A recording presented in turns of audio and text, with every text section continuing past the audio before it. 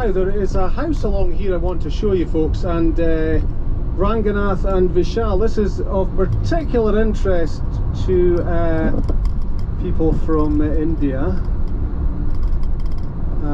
It's going to be on the other side of the valley, across to the right, and you'll just see it at the last minute before we lose sight of it. Okay, so a house on the other side of the valley, across the fields to the right. It's not that one, it's not that one, it's a much taller house than that one.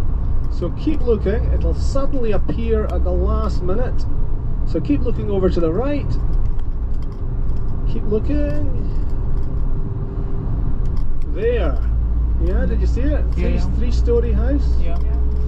Now that house was once the home of a young man called Duleep Singh, and he was a very important young man. He was the last Maharaja of the Punjab.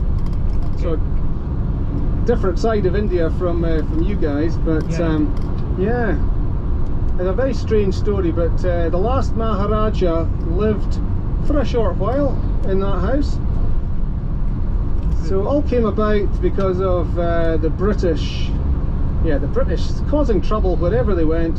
The British East India Company and the British Army expanding into northern India in the 1840s, invaded the Punjab, and the young man, just a teenager at the time, the ruler Duleep Singh, he was overthrown, and he was taken into the care, in inverted commas, the care of the British.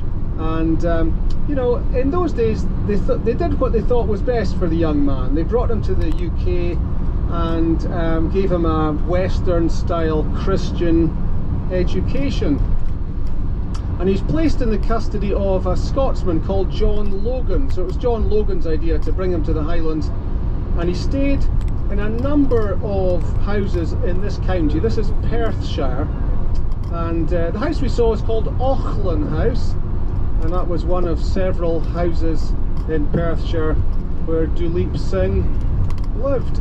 Now he led a very comfortable life.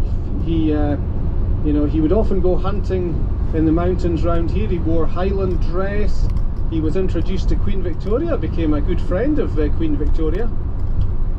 But in other respects, you know, looking at it through the eyes of the 21st century, it was kind of, you know, it's kind of very wrong. You know, he was denied access to his own culture. He wasn't allowed to worship in his own Sikh faith. He wasn't allowed to return to India. So he was denied access to his birthright. But that was the way they did things back then. During the time he stayed in Scotland, he you know, as he grew older, he was married, and his wife gave birth to their first child, which was a baby boy. Unfortunately, the baby didn't make it. He lived only for 24 hours. He did go on to have other children, but his firstborn son is buried not far from Cullen, at the other end of a long Loch Tay, which starts near Cullen. So the village at the far end of Loch Tay is called Kenmore, and in the churchyard at Kenmore is buried the son of Duleep Singh.